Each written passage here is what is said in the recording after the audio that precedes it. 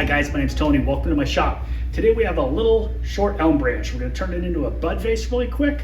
Simple project, always sells well at the little craft fairs, makes a great gift, and it's pretty easy to learn once you get it down. All we're going to need for this is a bolt gouge, a spindle gouge, and maybe a 1/2-inch drill bit. So stick around, let's see how we do. First thing we're going to do is take out our center finder here, and we're just going to draw a couple lines around the different angles. Just kind of get it around, 4 or 5 different lines. We'll find a rough center where all these kind of line up in a little star shape. And not being super specific, just make sure we're being consistent. So you see we get a whole bunch of marked up lines. We can kind of pick a rough center there. It's just outside of the actual pith of the tree. We'll do the same thing on the other end. Actually, I'm not going to on the other end because of the shape difference. See how this side, it's got this here, that would interfere with what we're doing. So we'll line up our center here, match it up by eye. All I have right now in the lathe is a 4-jaw center, or 4-prong, I'm sorry, a little 4-prong in there. I'm gonna go off dead center a little bit here. I'll come the other direction, just kind of keep an eye on it, see how it looks like it's spinning. It's nice and flat up there. So we're gonna lock that down. Now I'm gonna probably go at this with a roughing gouge to start. We're long grain orientation, so it should be pretty simple for us to get a nice, easy cut there.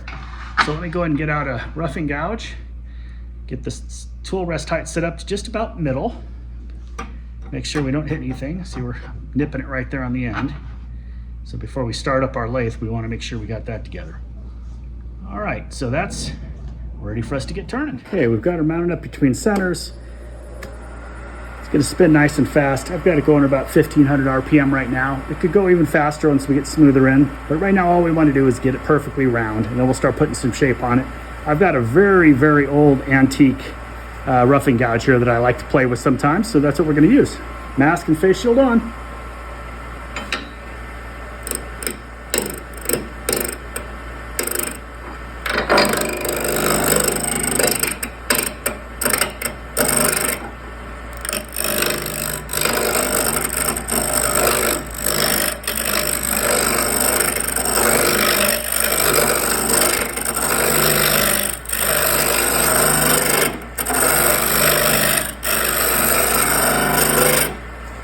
We got the roughing part mostly done there. Let's see. We'll see how that. Now we still have a flat over here. We're gonna have some cool bug tracks and everything here to play with. This should actually polish up pretty nice. We're taking just big old roughing cuts. This isn't anything fancy. We're not trying to get our finishing cuts. Now I'll get the skew out when we're gonna do some of the finishing cuts maybe, but I don't think we're gonna need to. I have a little CA glue. I don't know if you can see that right there on my tool rest. I need to clean that off real quick or I'm going to keep getting rough cuts. Hold on here, buddy. Be right back. Figured I might as well take this opportunity to show you how I dress my tool rest. I have a very fine file, inexpensive one, and I'll come across my top edge. A couple passes this way, a couple across the front.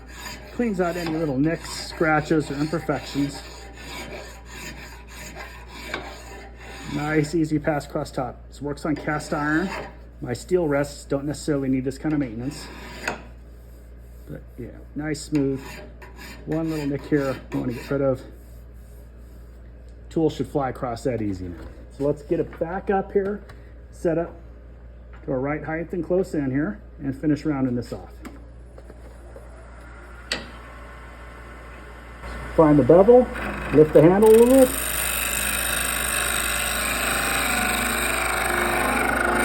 Pulls in my hip,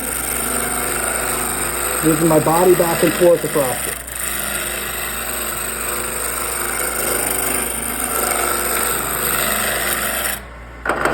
Still bouncing around.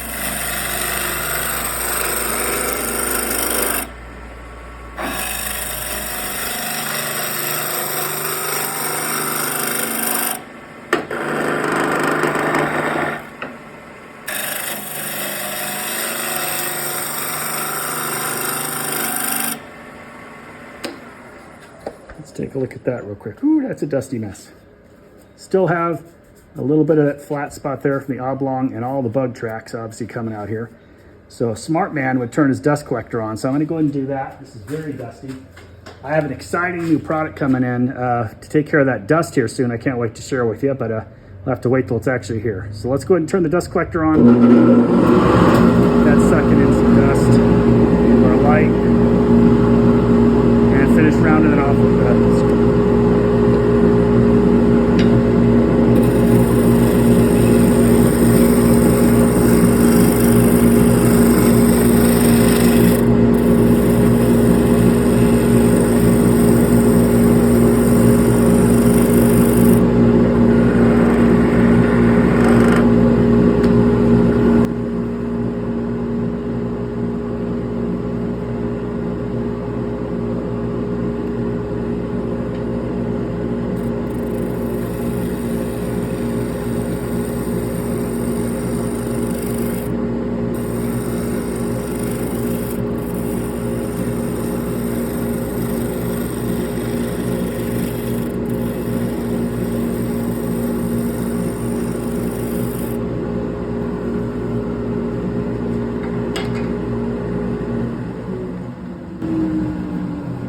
a little bit here, but we're going to take care of that in a second. This will probably be our round area of the vase. Leave all of our bug tracks. We're going to taper it back up in just a little teardrop shape, maybe more of a ball, you can see. But let's get the skew out. Okay, with our standard 1-inch skew, let's go ahead and true up the ends. Find the bevel, lift the handle.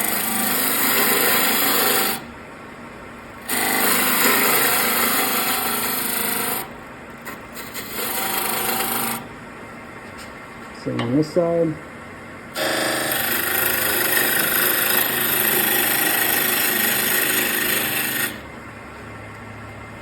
And we're going to do a clean cut up here.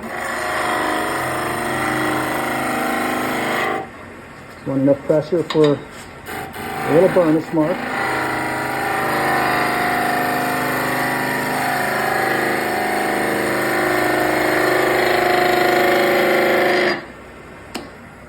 All that rattling is from the bug tracks, but see if we get a nice, clean, smooth cut there. Now I'm going to grab the air compressor and see if that bug juice just kind of flies out.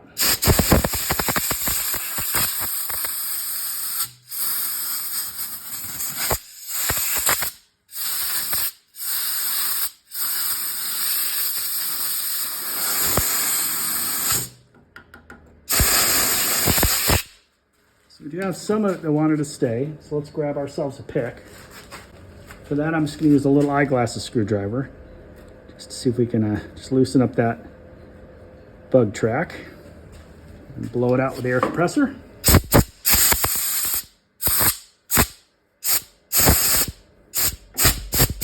I'm not seeing anything up here that's going to be all that decorative for us. I've got a tenon on the end I just placed, stick it in the small jaws. But before we turn it around, we can go ahead and do a little bit of the shaping. So for that, I'm going to go ahead and just use a small bowl gouge to start with. See how it cuts. Might not be the right tool, but we'll see. Got a nice fresh edge on there.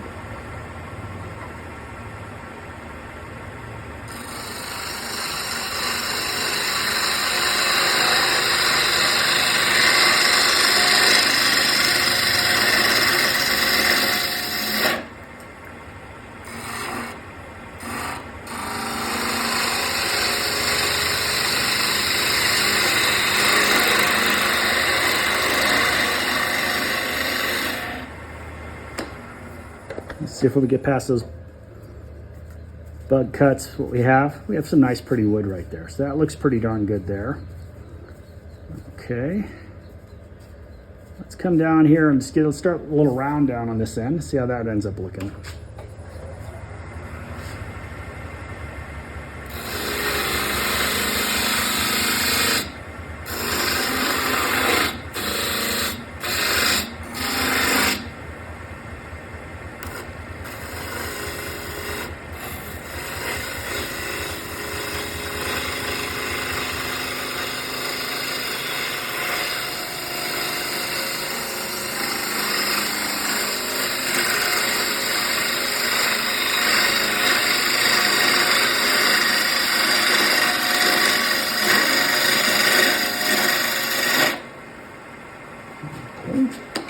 Starting to see a little shape take form here.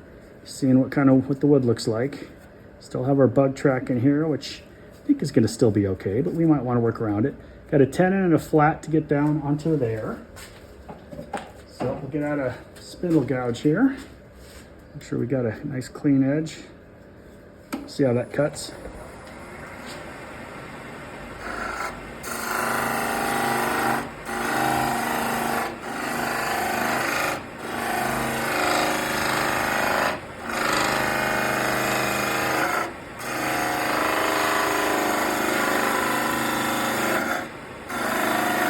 The wood's fighting me a little. I might need to get an edge on there. You can see what the wood's going to look like. Yeah, it's definitely Siberian elm. Nothing fancy there. I'm going to go and put an edge on this and I'll be right back. What we're going to do is move in a little closer here and take advantage of a nice sharp spindle gouge.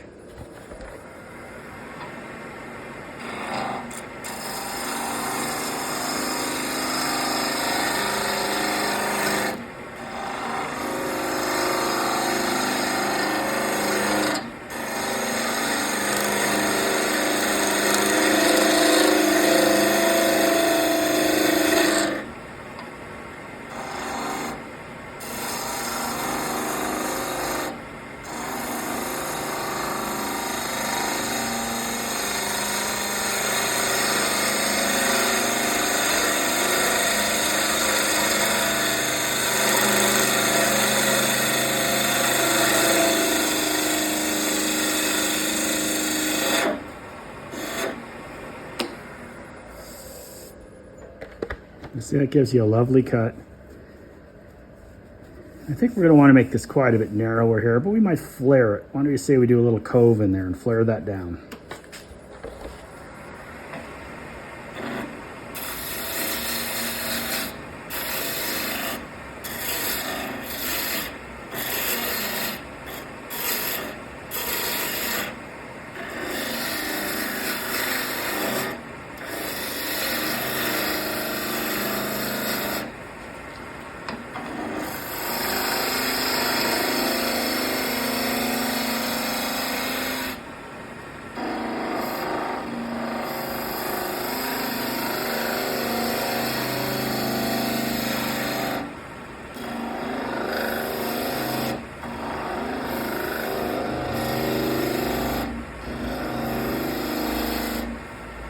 Feel it start to move a little bit. That's good.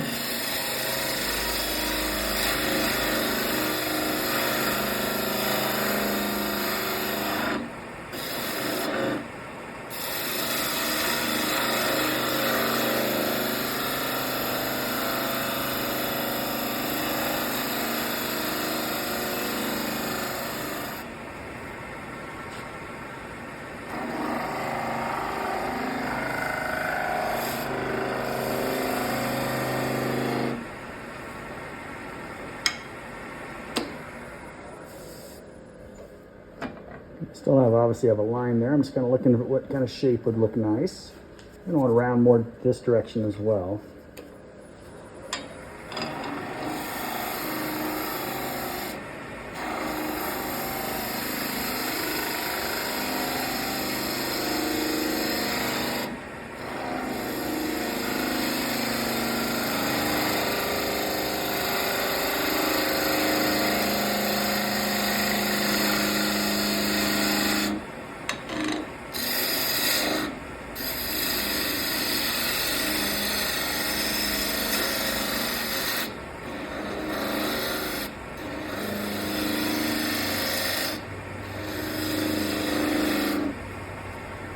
Okay, I'm starting to like what I'm seeing. I'll just match those two together.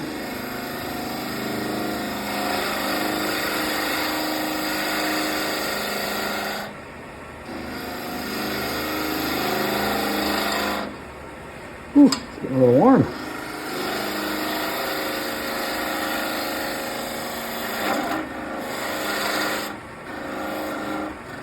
I'm going to pick up my cut there. Try to match these together gently. Don't want to be too greedy.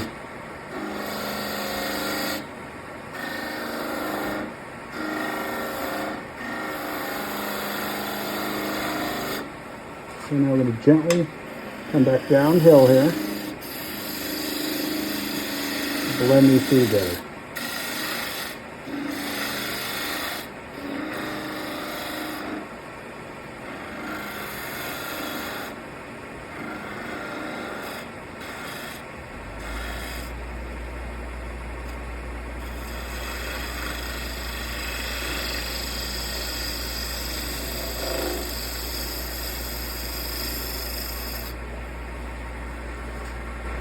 Let's see what we can do about making this a little more attractive.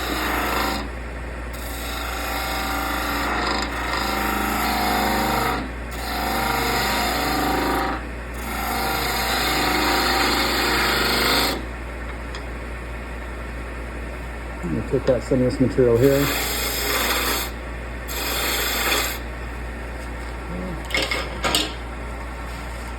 Slightly smaller spindle gouge.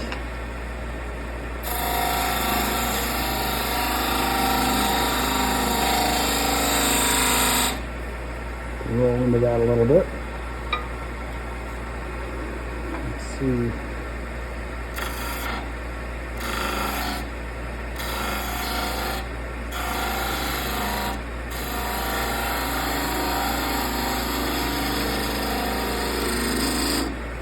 Roll that over.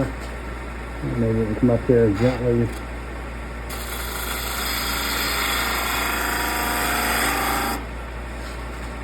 Pull this around. Just gentle.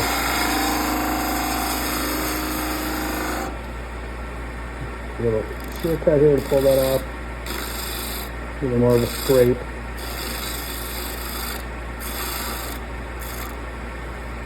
And we have to decide if we like the way that looks.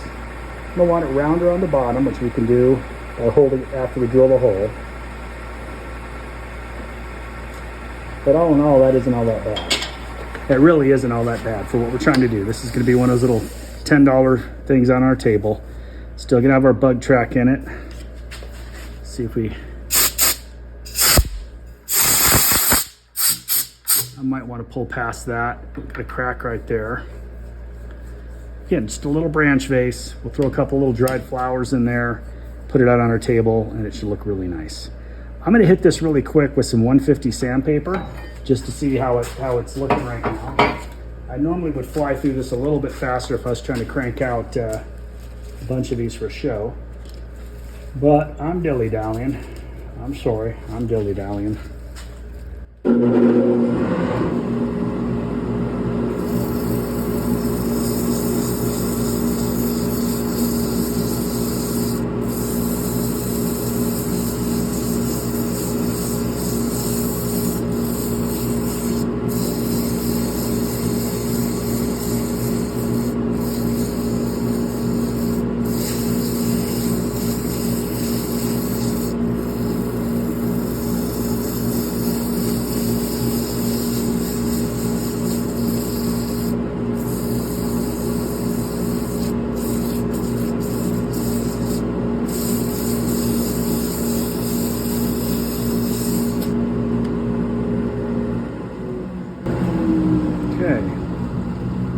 Is our basic look here. We do have a crack here. I'm not going to stop and fill that. This will be kind of a rustic face anyway. So now we're ready to put these tools away and get out a 4-jaw chuck. Flip it around.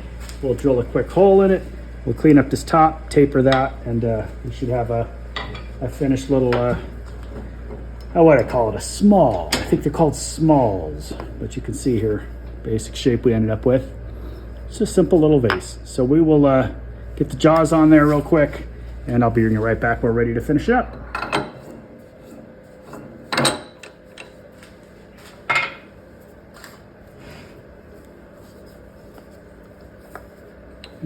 Get you up here. It should fit in there just fine. Again, we left a nice little shelf for everything to write on up here, so we should not have a problem. Getting a good tight fit there. Line up on our center spot from the other side. Give it a couple of good cranks. Turn the speed down a little bit. That looks pretty good. So the next thing I'm going to do, I'm looking at that size there, and I think we'll only do a little more than a 1/2 inch. I think 5/8 is still going to leave us enough wall thickness. We can basically go down to the end of the drill bit here. We want to make sure we line it up right there. Go down to the end of the drill bit. It'll be plenty deep to hold flowers. Just got to throw a Jacob's chuck in here. And then we can do a texture. We can add a couple of burn lines to it maybe. If we want to make it interesting, sometimes that kind of attracts a little more attention, but I think this just like shined up pretty. We'll like sand it out to 320 is all it should take. I gotta get another chuck key to get my chuck key out. That doesn't sound right, does it? Shouldn't have to get my chuck key out to get a chuck key out, but that's what I have to do. Okay, we're gonna drill this about 350 RPM. There we go. Get up, make sure we're good. Lock her down. I guess I better tighten that a little tighter, huh? Now there's something going on with my Jacob's truck. All right, let's try again here.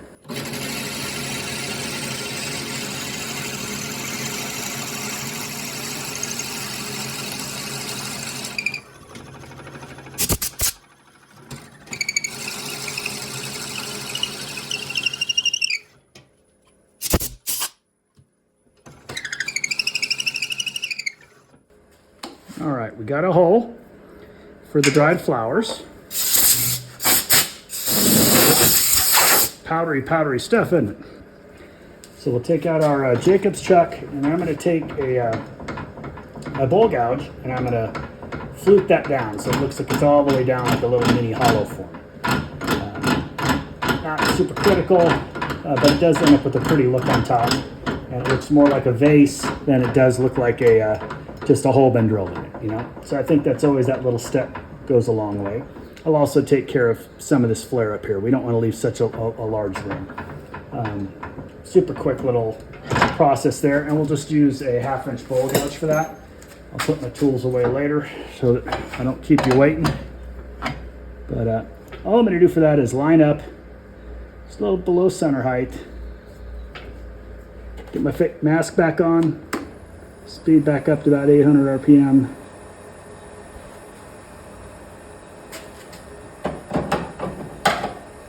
Small bowl gouge.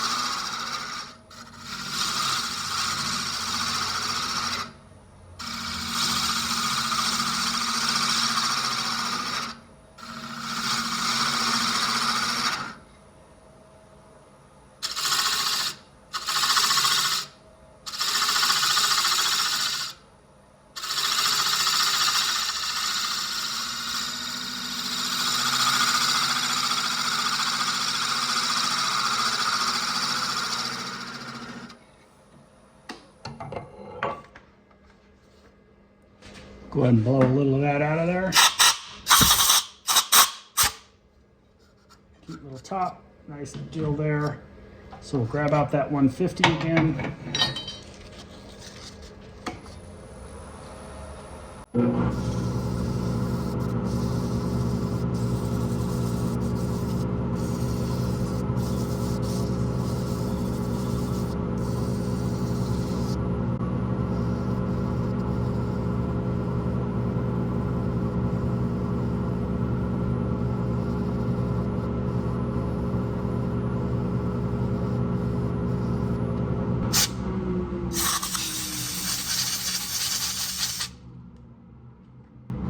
Put a little bit of quick finish on there.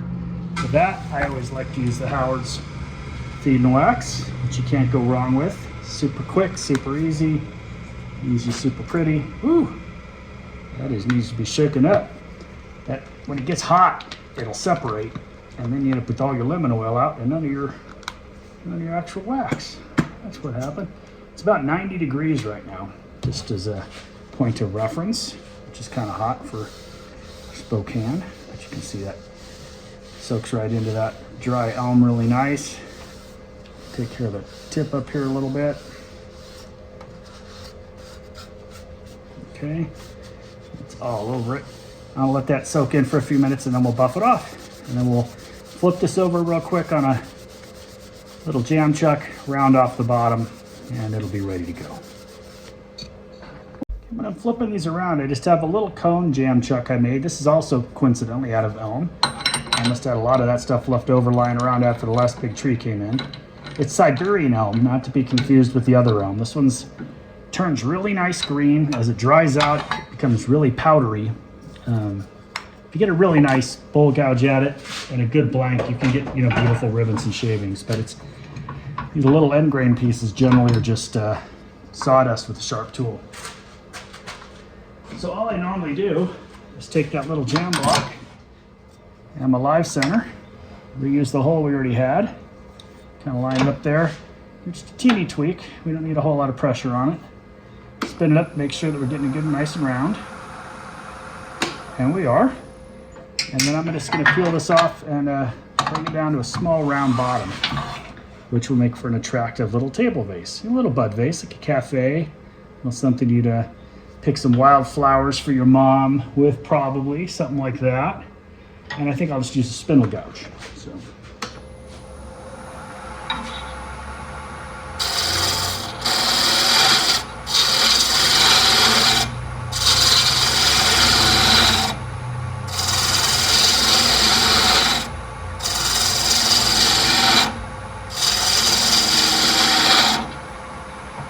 Go on the tool rest a little bit. As we get smaller there, and I'm just going to keep rounding this down.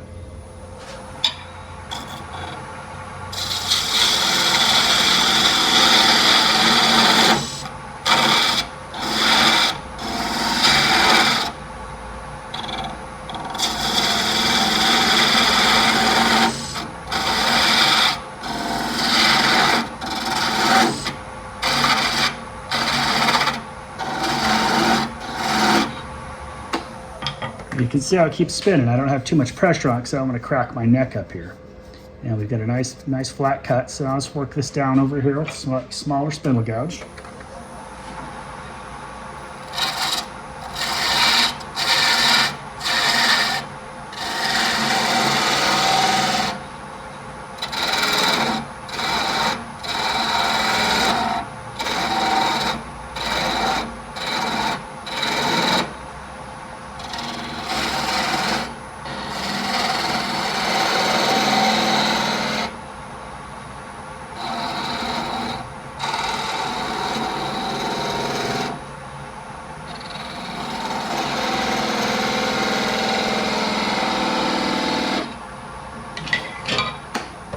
See how much sanding that's going to need.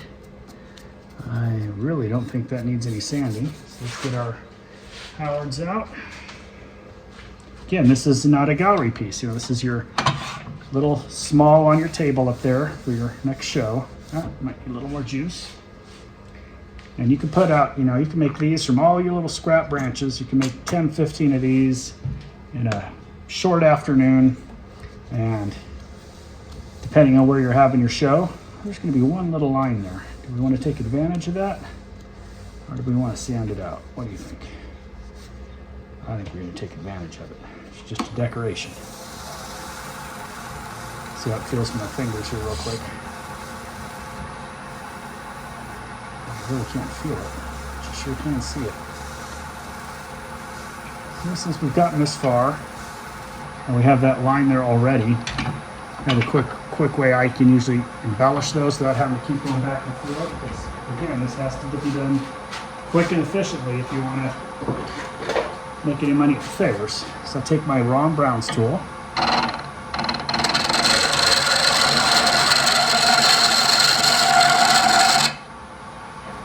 See how that looks on its own. There, we brought that texture all the way up to the line. And now we will accentuate that line with a point tool. Just a little point tool, come in here, find that line, ride it a little bit, like so, come down to the bottom, have a line like that, grab our Howards again, just a little dab will do you at this point, the tool rest out of the way. Fill those two cracks up, little Howards.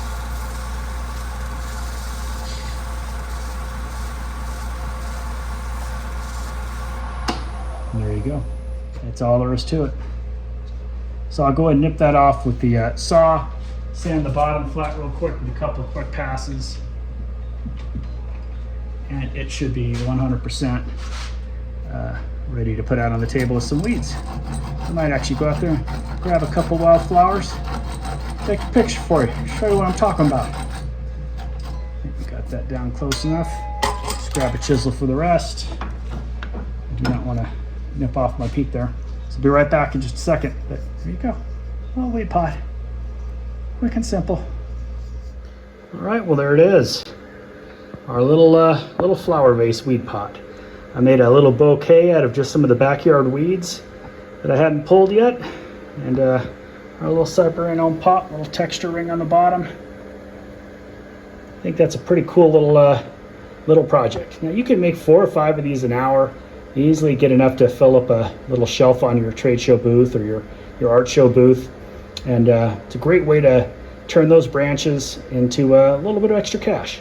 And people always like to come by your booth and find something that's affordable that they can grab. They want to support you. Not everyone's got money for a $200 or $300 salad bowl or a big art piece, but everyone's got a $10 bill sitting in there. If they went to a show, they wanted to buy something. So make sure you got something for them to buy. Well, hope you had a good time. Hope you found that fun and instructive and you get out there and give it a shot. If you do it, tag me. I'd love to see what project you came up with.